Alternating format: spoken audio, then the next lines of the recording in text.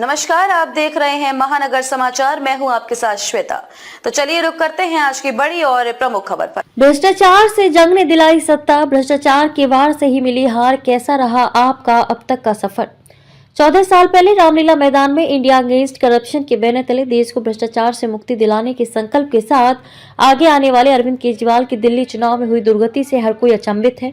भ्रष्टाचार के आरोप में जेल जाने वाले केजरीवाल स्वयं पर लगे दाग को मिटा नहीं सके। नतीजतन दिल्ली में सत्ता चली गई, स्वयं भी बुरी तरह चुनाव हार गए। आपको इस बार केवल 22 सीटें मिली हैं, वहीं भाजपा को 48 पर जीत मिली है।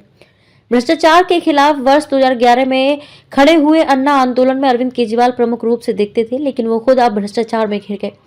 2013 में लड़ा था पहला चुनाव। IRS अधिकारी रहे केजरीवाल पार्टी के गठन के 1 साल बाद ही 2013 में दिल्ली विधानसभा चुनाव में उतरे।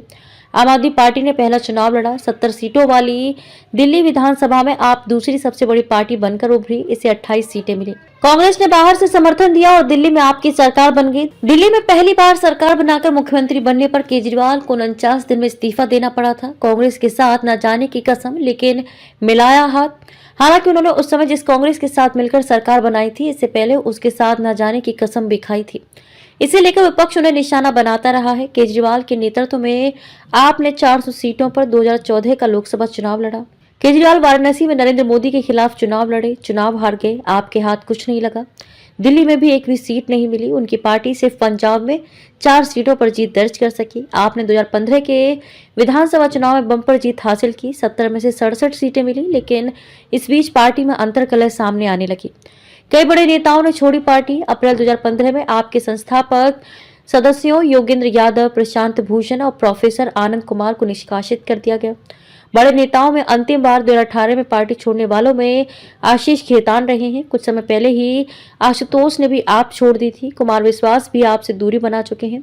पार्टी ने 2020 में भी 70 में से 62 सीटें जीतकर पूर्ण बहुमत की सरकार बनाई। शीश महल पर घिरे केजरीवाल, मगर केजरीवाल भ्रष्टाचार को लेकर विवादों में तब आ गए थे जब 2022 में उनके बंगले को शीश महल का नाम देकर इसके पुनर्निर्माण में अनियमितताएं बरते जाने का भाजपा ने उन पर आरोप चढ़ा। आरोप लगने पर LGV सक्सेना द्वारा कराई गई जांच में ये बात सामने आई कि नियमों को नजरअंदाज कर CM हाउस में पुनर्निर्माण कराया गया और विलासिता की सुविधाएं जुटाई गई। केजरीवाल इन आरोपों से निपट भी नहीं पाए थे कि आबकारी घोटाले ने उनका दामन पकड़ लिया।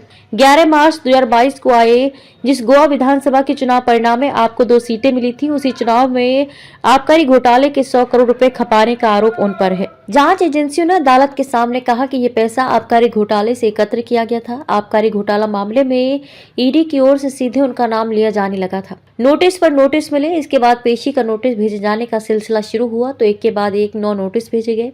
केजरीवाल जांच एजेंसियों के सामने पेश नहीं हुए तो मार्च 2024 में मुख्यमंत्री रहते हुए उनके आवास से उन्हें गिरफ्तार किया गया।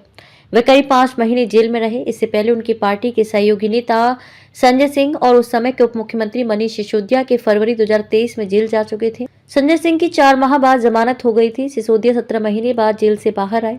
इसके बाद 5 महीने जेल में रहने के बाद केजरीवाल जेल से बाहर आ गए और मुख्यमंत्री पद से इस्तीफा भी दे दिया। मगर भ्रष्टाचार के छींटे उन पर ऐसे पड़े जिनसे आज तक पीछा नहीं छूटा। उन्हें दिल्ली की सत्ता तक गंवानी पड़ी। खबर के अंत में खबरों में अब तक के लिए बस इतना ही। फिर होगी आपसे मुलाकात ऐसे ही बड़ी किसी खास खबर के साथ। तब तक के लिए नमस्कार और देखते रहिए महानगर समाचार।